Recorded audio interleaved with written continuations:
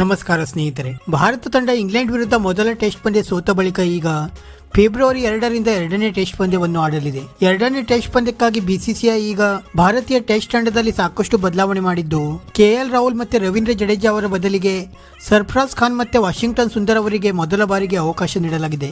ಸರ್ಫರಾಜ್ ಖಾನ್ ಅವರು ಕಳೆದ ಹಲವು ವರ್ಷಗಳಿಂದ ಡೊಮೆಸ್ಟಿಕ್ ಸರ್ಕ್ಯೂಟ್ ನಲ್ಲಿ ತುಂಬಾ ಒಳ್ಳೆಯ ಪ್ರದರ್ಶನ ನೀಡುತ್ತಿದ್ದರು. ಆದರೆ ಇದರ ಹೊರತಾಗಿಯೂ ಕೂಡ ಸರ್ಫರಾಜ್ ಖಾನ್ ಅವರನ್ನು ಪದೇ ಪದೇ ಬಿಸಿಸಿಐ ಕಡೆಗಣನೆ ಮಾಡುತ್ತಿತ್ತು. ಆದರೆ ಈಗ ಕೊನೆಗೂ ಸರ್ಫರಾಜ್ ಖಾನ್ ಅವರು ಭಾರತೀಯ ಟೆಸ್ಟ್ ತಂಡದಲ್ಲಿ ಸ್ಥಾನ ಪಡೆಯಲು ಯಶಸ್ವಿಯಾಗಿದ್ದು, ಟೀಂ ಇಂಡಿಯಾಗೆ ಆಯ್ಕೆಯಾದ ಬಳಿಕ ಸರ್ಫರಾಜ್ ಖಾನ್ ಮತ್ತೆ ಅವರ ತಂದೆ ಭಾವುಕರಾಗಿ ಕಣ್ಣೀರನ್ನು ಸಹ ಹಾಕಿದ್ದಾರೆ. ಹೌದು ಸ್ನೇಹಿತರೆ, ಅದಕ್ಕೂ ಮುನ್ನ ನೀವು ಕೂಡ ಸರ್ಫರಾಜ್ ಖಾನ್ ಅವರನ್ನು ಟೀಂ ಇಂಡಿಯಾಗೆ ಆಯ್ಕೆ ಮಾಡಿದ್ದರ ಬಗ್ಗೆ ಒಂದು ಮೆಚ್ಚುಗೆ ವ್ಯಕ್ತಪಡಿಸುತ್ತಿದ್ದರೆ ಈ ವಿಡಿಯೋಗೆ ಒಂದು ಲೈಕ್ ಮಾಡಿ, ಮತ್ತೆ ಸರ್ಫರಾಜ್ ಖಾನ್ ಅವರನ್ನು ಆಯ್ಕೆ ಮಾಡಿದ್ದರ ಬಗ್ಗೆ ನಿಮ್ಮ ಅಭಿಪ್ರಾಯವನ್ನು ನಮಗೆ ತಪ್ಪದೇ ಕಮೆಂಟ್ ಮೂಲಕ ತಿಳಿಸಿ. ಸ್ನೇಹಿತರೆ, ನಿಮಗೆಲ್ಲ ಗೊತ್ತಿರುವ ಹಾಗೆ ಭಾರತ ಮತ್ತು ಇಂಗ್ಲೆಂಡ್ ನಡುವೆ 5 ಪಂದ್ಯಗಳ ಟೆಸ್ಟ್ ಸರಣಿ ನಡೆಯುತ್ತಿದೆ.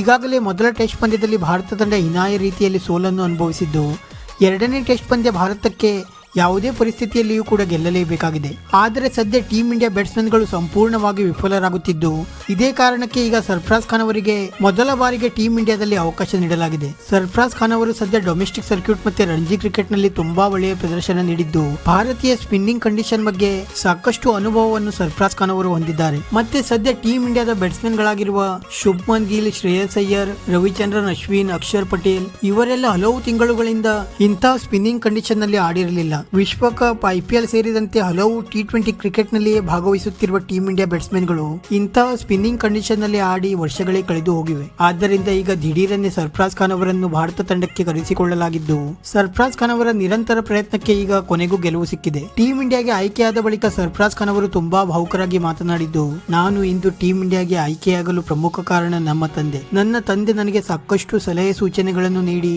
ನನ್ನ ಜೀವನ ಉದ್ದಕ್ಕೂ ಸಾಕಷ್ಟು ಮಾರ್ಗದರ್ಶನ ಮಾಡಿದ್ದಾರೆ. ನಾನು ಇಂದು ಏನೇ ಇದ್ದರೂ ಕೂಡ ನನ್ನ ತಂದೆಯಿಂದಲೇ ಸಾಧ್ಯವಾಗಿದೆ. ತುಂಬಾ ಬಡ ಕುಟುಂಬದಿಂದ ಬಂದ ನಾನು ನನ್ನ ಜೀವನದಲ್ಲಿ ಸಾಕಷ್ಟು ಏರಿಳಿತಗಳನ್ನು ಕಂಡಿದ್ದೇನೆ. ಆದರೆ ಇಂದು ನನ್ನ ನಿರಂತರ ಪ್ರಯತ್ನಕ್ಕೆ ಕೊನೆಗೂ ಫಲ ಸಿಕ್ಕಿದೆ. ಒಂದು ಕಾಲದಲ್ಲಿ ನಮಗೆ ಇರಲು ಮನೆ ಕೂಡ ಇರಲಿಲ್ಲ. ಸಾಕಷ್ಟು ಪರಿಶ್ರಮ ಪಟ್ಟು ಇಲ್ಲಿಯವರೆಗೆ ಕ್ರಿಕೆಟ್ ಪ್ರಯಾಣವನ್ನು ಬೆಳೆಸಿದ್ದೇನೆ. ನನಗೆ ಸಪೋರ್ಟ್ ಮಾಡಿದಂತ ನನ್ನ ತಂದೆ ತಾಯಿ ಮತ್ತೆ ಅಭಿಮಾನಿಗಳಿಗೆ ತುಂಬು ಹೃದಯದ ಧನ್ಯವಾದ ಸೂಚಿಸುತ್ತೇನೆ. ಸಿಕ್ಕ ಅವಕಾಶವನ್ನು ತುಂಬಾ ಚೆನ್ನಾಗಿ ಬಳಸಿಕೊಂಡು ಭಾರತಕ್ಕೆ ಮುಂದಿನ ದಿನಗಳಲ್ಲಿ ಪಂದ್ಯಗಳನ್ನು ಗೆಲ್ಲಿಸಿಕೊಡಲು ಪ್ರಯತ್ನ ಪಡುತ್ತೇನೆ ಎಂದು ಸರ್ಫರಾಜ್ ಖಾನ್ ಅವರು ತುಂಬಾ ಭಾವುಕರಾಗಿ ನುಡಿದಿದ್ದಾರೆ. ಸರ್ಫರಾಜ್ ಖಾನ್ ಅವರು ಈ ಹಿಂದೆ RCB ಪರ ಕೂಡ IPL ನಲ್ಲಿ ಆಡಿದ್ದರು. ಆದರೆ ನಂತರದ ದಿನಗಳಲ್ಲಿ ಇವರ ಬ್ಯಾಟ್ ನಿಂದ IPL ನಲ್ಲಿ ಅಷ್ಟೊಂದು ರನ್ಗಳು ಬರಲಿಲ್ಲ.